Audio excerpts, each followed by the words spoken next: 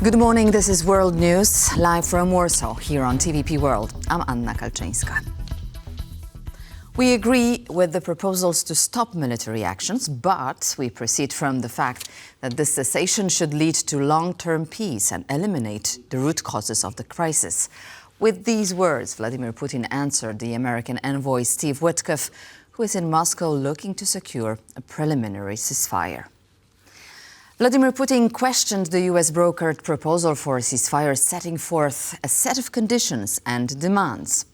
While agreeing with the proposal to cease hostilities, Putin reiterated claims that the current Ukrainian government is part of the underlying problem. One key person was, however, absent from the US-Russia negotiations. Keith Kellogg was excluded from the talks as the Kremlin deems him too supportive of Ukraine. Speaking during a joint press conference with Belarusian leader Alexander Lukashenko, Putin demanded several concessions from Ukraine, including that Kyiv stop mobilization and training of troops and other nations stop supplying weapons to the war-torn country. At the same time, Putin called the US idea, quote, great and correct, adding that it is still needed to be discussed. Additionally, during the conference, Vladimir Putin floated an idea of talking the deal over on the phone. Putin often acts this way. He doesn't say no outright, but does everything to stall and make normal decisions impossible, said Ukrainian President Volodymyr Zelenskyy in response to the press conference held by Vladimir Putin and Alexander Lukashenko in Moscow on Thursday, discussing Russia's readiness for a ceasefire under certain conditions.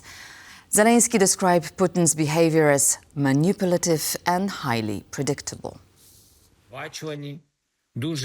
Now we have all heard from Russia the very predictable, very manipulative words from Putin in response to the idea of ceasefire on the front. He is actually preparing a refusal as of now. Putin, of course, is afraid to tell President Trump directly that he wants to continue this war, that he wants to kill Ukrainians.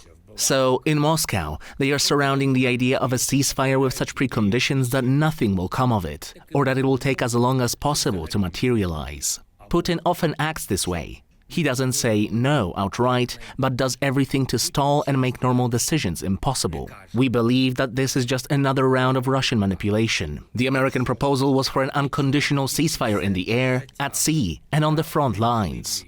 We in Ukraine accepted this proposal. We also heard from the American side that they are ready to organize monitoring and verification. It is entirely possible to ensure this with American and European capabilities. During the ceasefire, we could prepare answers to all questions regarding long-term security, a real and reliable peace, and put forward a plan to end the war. Ukraine is ready to work as quickly and constructively as possible. Following Russia President Vladimir Putin's statement that he is open to a 30-day ceasefire in Ukraine, reactions in Kyiv have been mixed. Some residents remain skeptical on his intentions, while others express cautious hope that the pause could save lives and reduce fighting. If Putin wanted, he could have ended the war long ago. We have heard a lot of lies for the last 11 years from Putin. Those lies were refuted many times. The Russians will bring more forces to the democratic line and start the war again as soon as they are ready. This is probably the most realistic scenario in these circumstances. Ukraine will probably do the same, strengthen the defense line. To be honest, I don't believe this. There have been so many agreements and so many violations. I don't believe this. It is hard to say, but a ceasefire would be good in any case. Because if there is a ceasefire, people will stop dying. I think it would have a positive development.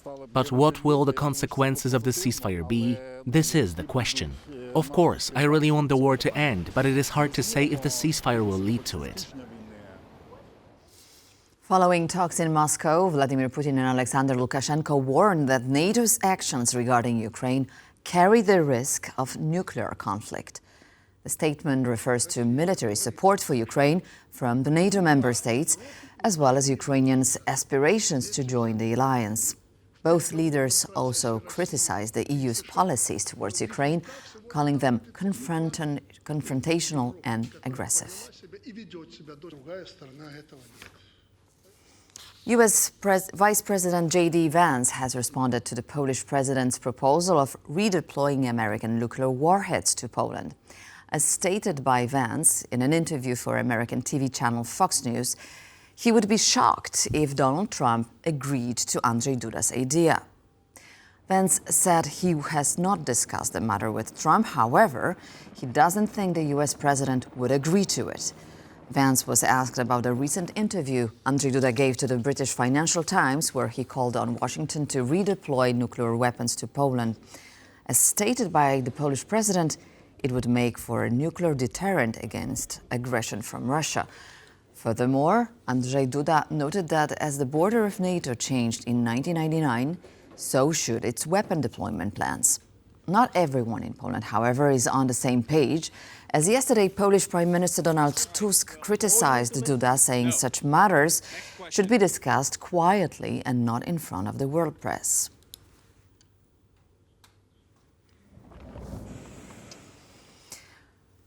Polish President Andrzej Duda's idea of the United States deploy some of its nuclear arsenal in Poland sparked comments from all over Europe. However, it is not Warsaw's first time suggesting Washington-based nuclear warheads in the country. According to our guest from Globsec, Tomasz Nadzi, the proposal is consistent with Poland's ambition of doing more nuclear deterrence. This is not the first time that Poland has been vocally advocating for an increased role in NATO's nuclear sharing, and it's probably by slight margin probably the most ambitious exclamation of Polish ambition to do more nuclear deterrence. But this is consistent with what we have been hearing from Poland, both publicly and behind closed doors, and it's also reflective of the security situation in Europe, because one of the direct implications of the war of Russia against Ukraine is that nuclear weapons matter, and nuclear deterrence is an integral part of the overall deterrence picture. And Poland wants to have a pretty sizable role within that overall deterrence picture. A large fire broke out at the Russian Tuapse of oil refinery in the southern region of Krasnodar overnight on Thursday, engulfing more than 1,000 square meters. Russian authorities claim the blaze is the result of an attack carried out by Kyiv. So far, there are no reports of any casualties. Residents of the city heard several explosions around 5 a.m. local time. Videos posted on social media show a large fire burning at a gasoline depot. The governor of Krasnodar region said that to combat the blaze, local authorities mobilized over 100 emergency service personnel. With an annual processing capacity of 12 million tons of fuel, the Tuapse oil refinery is a significant supplier to the Russian military. The facility has been previously targeted by Kyiv, including a recent strike on February 26th. Last evening, Greenland's outgoing Prime Minister announced plans to convene a meeting of political leaders and reject Donald Trump's proposal to annex the Danish island.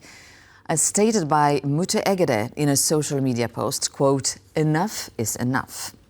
Greenland's Prime Minister criticized Donald Trump's suggestions that the island should belong to the United States for reasons of international security. In the social media post, Egede told American authorities to stop disrespecting the island and its people. He called on the leaders of all parties in Greenland to outright reject the U.S. president's idea. Greenland, an autonomous territory of Denmark, houses both Danish and U.S. military bases.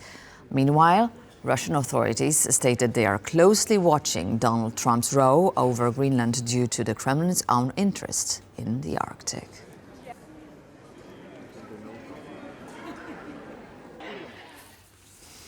The Confederation Party presidential nominee Sławomir Mencen is pro-Russian, said Leszek Jeżdżewski, the editor-in-chief of Liberté, on the latest episode of TVP World's On the Record.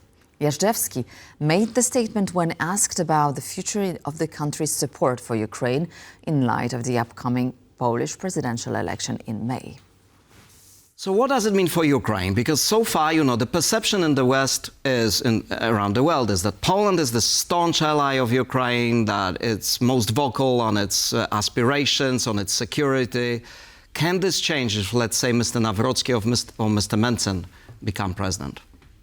Well, I would say that we should make no mistake. I mean, first of all, Ukraine is not really the main issue of the campaign. Secondly, of course, the candidates, they differ very much on how they approach Ukraine. On the other hand, if you look at the domestic policy, none of them are extremely pro-Ukrainian. It just doesn't make political sense to be very pro-Ukrainian, and especially if you think about sending troops to Ukraine. Almost unilaterally, the vote is opposite from all the camps. But obviously, the Mencken is sort of, as you indicated in the material, he's really a nationalist. He's not even very pro-Atlanticist. I mean, he might like Donald Trump, but he really believes we should be on our own. They're very, let's say, Russia understanding. Mencken, yeah. Mm-hmm. They're very much sort of, I would say they're pro-Russian, basically. I don't think we ever had such a big party which is pro-Russian. And the Confederacy is traditionally pro-Russian. He's trying to hide it, but he is. And to watch the full episode, visit our YouTube page at youtube.com/TVP World. In Romania, opposition leader Elena Lasconi has officially filed her candidacy for the upcoming presidential elections. Lasconi, a pro-Western candidate, finished third in the annulled first round of elections with 14.7% of the vote. As a result, that could have secured her a runoff spot. As the election restarts, internal party divisions have emerged. Some members urged her not to run, but Lasconi pushed back, saying, "I am a fighter. I don't like losers. I don't like the attitude of losers." Her campaign focuses on lower taxes and reducing state bureaucracy, appealing to younger voters. However, she faces challenges in rural areas where many had backed Călin Georgescu before his disqualification.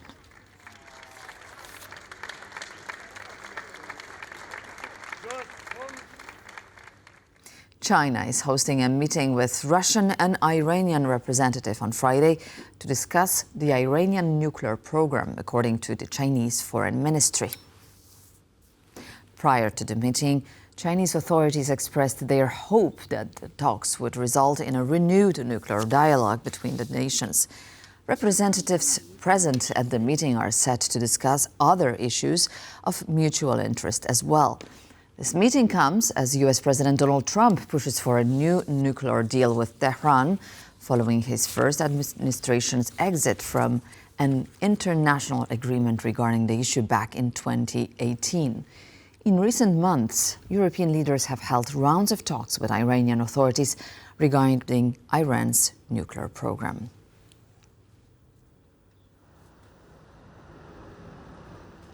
And to conclude now, we're moving away a little from Earth to see the bloody moon. What you can see on our screens now is happening because the sun, Earth and moon have lined up, which causes Earth to cast a giant shadow across the satellite. This is the first total lunar eclipse since 2022, visible from the Americas, the Pacific and Atlantic Oceans, and parts of Western Europe and Africa as well. And that's all in this edition of World News, but please stay tuned to TVP World as World Talks are just coming up.